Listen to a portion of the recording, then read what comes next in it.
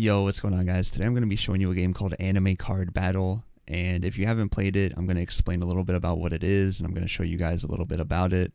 And it's basically an RNG game. You've probably seen a bunch of games on Roblox that are RNG based, but this one is also anime based. And if you're like me, you probably like anime, and if you don't like anime, maybe this game's not for you. But as you can see, the art is pretty cool, and I'm pretty sure it's all AI generated, so there's never going to be any copyright issues with this game. But anyways, we're going to get right into it. As you can see on your screen, it is raining in the game. It even says at the bottom left that there is rain. And this is one of the weathers on the game. It's kind of like a boost, and you can purchase rolls to try to get a good one, but they randomly happen throughout the day. This one randomly happened. It happened to be rain, and that is the worst one. It shows you the odds over there, and the ones near the bottom are pretty rare to get, but they also boost your luck. Another good thing about this game is that the auto roll and quick roll feature is free. A lot of games would put that behind a paywall or maybe make you join a group or do something, but in this game it's completely free. I think you just need to get 200 rolls and then you unlock quick roll. And I showed you the difference. When you have quick roll on, it doesn't pop up on your screen anymore. It'll be at the very bottom, and you can even hide the pop-up if you wanted to, which I do. And you can even set a minimum rarity for the pop-up if you do get a card. As you did see, mine was set to 1.5 mil, so if I get a card that's 1 out of 1.5 mil, it won't pop up. But if I get one that's like 1 out of 2 mil, then it will pop up. And each card's rarity has a different animation. I think 0 to 10 mil has one, or it's probably 1 mil to 10 mil has one, and then higher than 10 mil has one, and then I think higher than 100 mil has one. I'm not too sure because I haven't gotten that many, and I've missed a couple of the animations, but I have seen other people get them in the Discord server, and they look pretty cool. The main thing you're going to want to focus on is the bosses, though, all the way down here, and as you can see, they have rewards. So for the first one, you can unlock rainbow borders, which obviously rainbow is good, and you just want to make sure you make your way through the bosses. You're obviously not going to be able to do this instantly. You're going to need to roll and get lucky and get strong cards because each card has their own effects. They can be stronger, they can be weaker, and after you beat that boss that I showed you here, you can actually unlock support cards. You can equip one support card to each of your cards in your party, and obviously some of them are pretty strong. There's a couple of the bosses that I actually wouldn't have been able to beat without using support cards.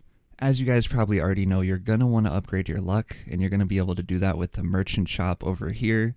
And you need to trade in cards to unlock certain charms, so you're probably not going to be able to get one instantly, but you should come check it out to make sure that you see what you do need, so that when you do get it, you'll be able to trade it in and equip it and have that boost.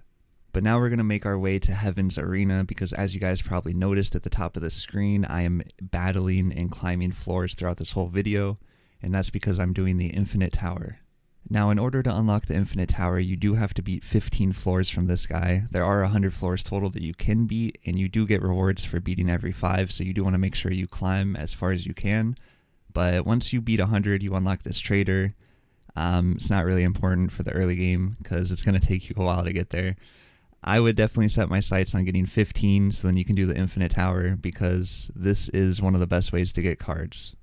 One thing I forgot to mention is that there are a lot of codes for this game also, and if you're playing this game and you're just starting out, it's going to help you a lot to have those, so you want to make sure that you put those in.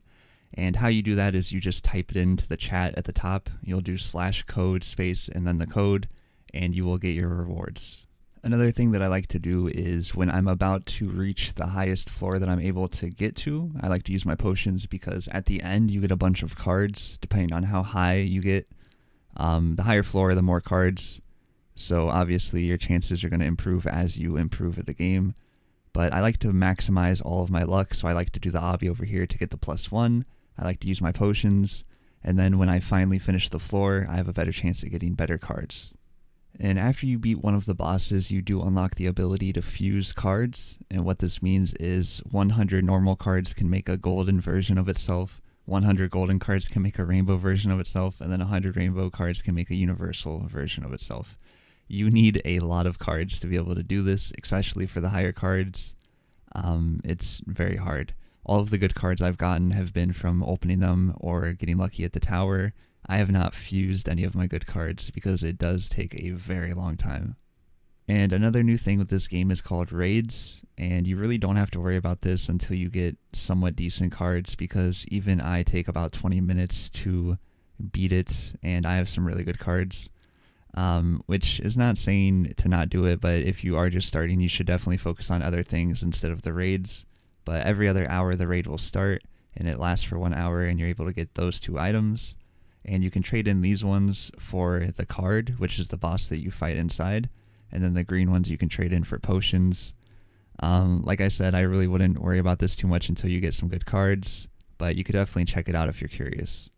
But anyways, that's pretty much going to be it for this video, guys. Hopefully you enjoyed it, and if you do want to check out the game, I'm going to leave a link to it in the description, and make sure that you use the codes like I said earlier. The codes are going to help out a lot, and they might even help you get a better card than I have. So, yep, that's it, and hopefully you enjoyed it. I'll see you guys next time. Peace.